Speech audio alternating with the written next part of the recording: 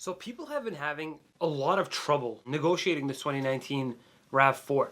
Now, since before its release, I projected this. I projected that Toyota wouldn't take too long to start discounting both the car and the money factor on the lease program. And I want to try and give you some guidance as to how much of a discount you should be targeting on the 2019 RAV4, whether it be the LE, the XLE, or whatever trim that you might be looking at. And I want to make it super simple. So if they could discount more than $3,000 before, they can discount it now. Dealers always like to latch on to the fact that the car just came out. Like, that's always their bargaining tactic in trying to get you to pay full price on a commonly sold vehicle. Now, in my region, Toyota dealers are likely to sell the most Toyota RAV4s of any region in the United States, and I really mean this. So our dealers are so used to discounting very deep on RAV4s, sometimes exceeding 20% of MSRP. So what I wanted to suggest is this. For the time being, I want you to follow the variables that I'm going to be giving you in this video for the sake of trying to figure out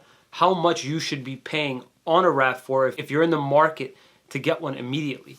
And before I dive right into the negotiation tips on the 2019 Toyota RAV4, I wanted to introduce myself. My name is Ari Janessian, and I run a car buying service based out of Boston called Boston Automotive Consulting. We help our customers land the very best deals on brand new cars, and the whole goal of this YouTube channel is to give car buyers all the information and negotiation tips that they need so that they can land the very best deal on brand new cars such as the Toyota RAV4.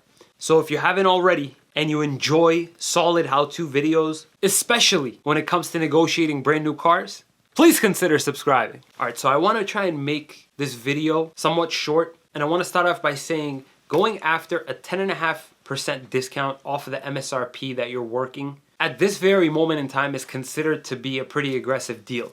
Now, if you've got an LE priced out at around $28,500, say, you want to go after about 10.5%. So essentially, you'd plug in $28,500, multiply it by 0.895 to get to a target price of $25,500, essentially a $3,000 discount. And say, for example, on an XLE model, priced out at around $32,000,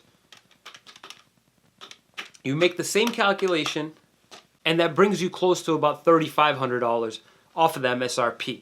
So essentially, $3,000 to $3,500 is considered to be a pretty good deal on a RAV4 right now. Now, if you're planning on leasing the Toyota RAV4, here are the variables that you want to take into account. The RAV4 has a 62% residual and a 0.00112 money factor. If you're not familiar with what a money factor is, on a lease, the money factor simply just means the interest rate that you're being charged.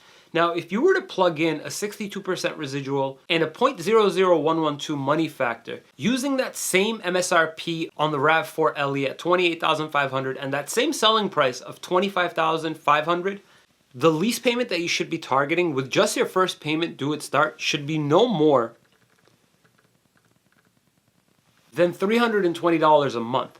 Similarly, on the RAV4 XLE, if you were to plug in the same variables like I said before, on a $32,000 RAV4 XLE, going after a $3,500 discount, the payment roughly comes out to about $350, again, with just your first payment due at start. So guys, for those of you that are shopping the RAV4 and having a hard time trying to figure out what's a good deal and what's not, and whether or not you're being taken for a ride or being taken advantage of, or you're being given a fair deal, use this video as a guide to reference to as far as whether or not the deal you're getting is an aggressive deal on the Toyota RAV4.